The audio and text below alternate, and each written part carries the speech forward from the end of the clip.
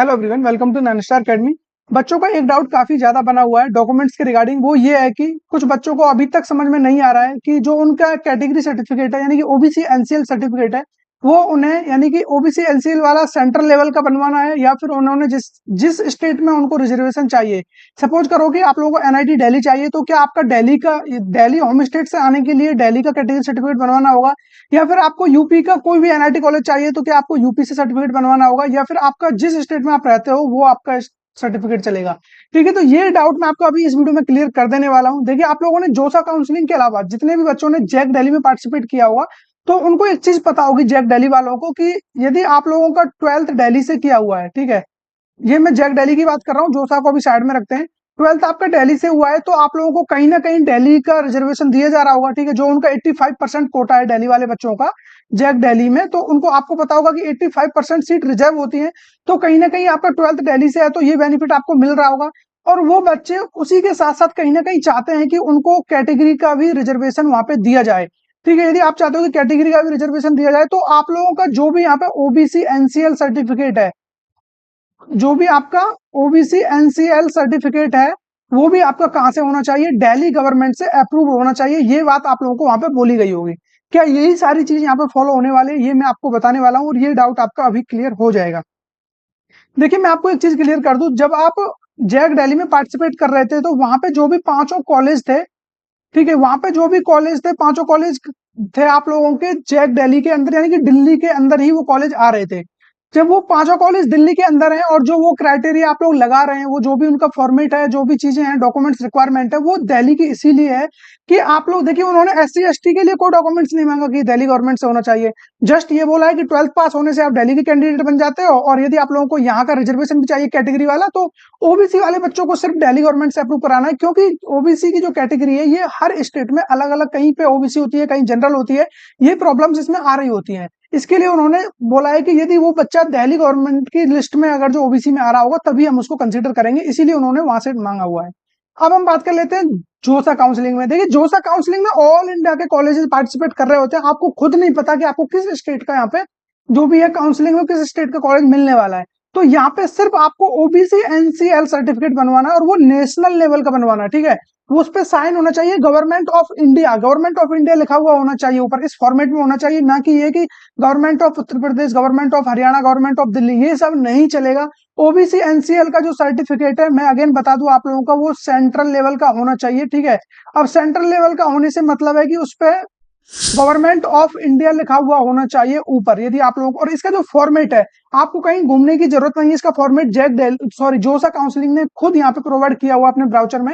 उसकी लिंक मैं आपको डिस्क्रिप्शन में डाल दूंगा, वो आप लोगों ने ऑलरेडी देख भी लिया होगा। तो उसी फॉर्मेट में, या फिर जरूरी नहीं है कि सेम फॉर्मेट रखो, आप दूसरा फॉर्मेट भी ले सकते हो, जो कि लेकिन होना चाहिए सेंट्रल लेवल का, होना चाहिए गवर्नमेंट ऑफ इंडिया का। सिर्फ ये चीज आप लोग याद रखना। ठीक है, तो ओबीसी एनसीएल सर्टिफिकेट के रिगार्डिंग बच्चों का डाउट यही रहता है कि सपोज करो मुझे एनआईटी सूरत चाहिए। ठीक है, अब उनको एनआईटी सूरत चाहिए तो क्या उनको जो डॉक्यूमेंट्स है गवर्नमेंट ऑफ गुजरात से बनवाना पड़ेगा? बिल्कुल नहीं, आपको जस्ट सेंट्रल लेवल का बनवाना है, गवर्नमेंट ऑफ इंडिया का बनवाना है, वही आपकी सारी जगह चलेगा इसमें। हाँ, लेकिन ये जरूर है कि जहां से आपका 12th हुआ है, ठीक है, 12th जहां से हुआ है वहीं का ही रिजर्वेशन आपको दिया जाएगा। और एनआईटी में आप लोगों ने देखा होगा मैक्सिमम कॉलेज में 50% सीट्स रिजर्व है। ठीक है, 50% सीट्स क्या है, रिजर्व की गई है होम स्टेट के लिए। ठीक है, होम स्टेट यानी कि जिस स्टेट में वो इंस्टीट्यूट है उसके लिए यहाँ पे 50% सीट रिजर्व रखी गई है। और होम स्टेट में आने के लिए जस्ट आपका 12th पास होना चाहिए। वहां पे ये नहीं है कि आपको ओबीसी का भी सर्टिफिकेट, यदि आपको ओबीसी का भी बेनिफिट चाहिए तो वो फिर आपको उसी स्टेट से बनवाना पड़ेगा। ऐसा बिल्कुल भी नहीं है, जस्ट आपने 12th पास किया हुआ है, उस स्टेट का रिजर्वेशन मिल जाएगा।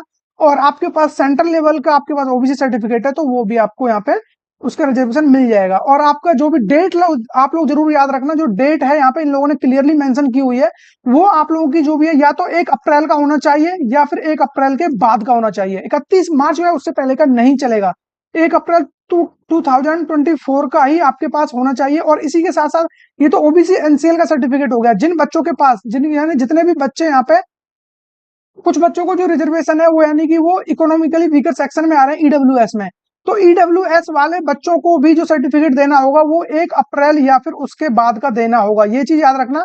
बाकी आपकी जो भी गवर्नमेंट है वहां से बना हुआ होना चाहिए, ईडब्ल्यूएस का सर्टिफिकेट कहीं से भी बना हुआ हो कोई मैटर नहीं करता, लेकिन ये चीज याद रखना, अगेन मैं बोल रहा हूँ, ओबीसी एनसीएल का सर्टिफिकेट आपका सेंट्रल लेवल का होना चाहिए, गवर्नमेंट ऑफ इंडिया का होना चाहिए, फिर चाहे आप सिग्नेचर किसी भी स्टेट, जिस स्टेट, ये तो सीधी सी बात है आपकी स्टेट से ही बनेगा, यदि आप लोग जिस स्टेट में रह रहे हो, ये मत सोचना कि सेंट्रल लेवल का कहीं दिल्ली से बनेगा या कहीं बाहर से बनेगा। बनवाने का सिंपल प्रोसीजर है, आपके पास जो भी आपके पास आपके स्टेट का यानी कि एक ओबीसी सर्टिफिकेट होगा। ओबीसी और ओबीसी एनसीएल दोनों में डिफरेंट है। ओबीसी सर्टिफिकेट बेसिकली ये बताता है कि बस आपकी जो कैटेगरी है, कम्युनिटी है, वो ओबीसी में आती है यानी कि अदर बैकवर्ड में आती है, लेकिन OBC NCL non creamy layer होता है, इसमें ये बताना होता है कि आपकी जो इनकम वगैरह है वो 8 लाख रुपए से कम है। आप लोग इकोनॉमिकली वीकर सेक्शन की, जैसे कि उनका सर्टिफिकेट बनता है उसी की तरह ओबीसी एनसीएल बनता है कि आप लोगों की जो इनकम है वो बहुत कम है और इसके लिए आप ओबीसी एनसीएल में आ रहे हो, इसका मतलब साफ है कि आप इतने अमीर नहीं हो। ठीक है, जस्ट ओबीसी से काम नहीं चलेगा, ओबीसी एनसीएल चाहिए, और ओबीसी एनसीएल का बता दिया मैंने किस तरीके से बनवाना है।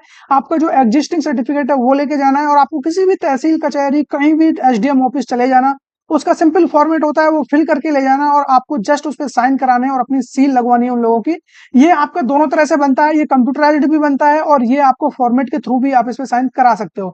आई होप आप लोगों के जो भी डाउट है वो क्लियर हो गए होंगे। इसके अलावा यदि आपका कोई और डाउट है किसी और डॉक्यूमेंट से रिलेटेड, वो भी आप मुझसे पूछ सकते हो, कमेंट में बता सकते हो, उसका आंसर मैं यहाँ पे दे रहा हूँ। और यदि आप लोगों को हमारा सपोर्ट चाहिए, काउंसलिंग सपोर्ट चाहिए, उसके लिए आप लोगों के सामने दोनों क्यूआर कोड डिस्प्ले हो रहे होंगे, इनके थ्रू आप लोग जुड़ सकते हो, बाकी फीचर्स आप देख सकते हो। और जो भी कॉलेज प्रिडिक्टर है ये आपको जस्ट 199 में ही प्रोवाइड हो जाएगा। आप दोनों में से कोई भी प्रोग्राम यहाँ पे ज्वाइन करते हो तो आपका जो भी जोसा का कॉलेज प्रिडिक्टर है वो आपको व्हाट्सएप पर मैसेज कर दिया जाएगा, डेफिनेटली आपको उसका यूज करने का तरीका भी बता दिया जाएगा।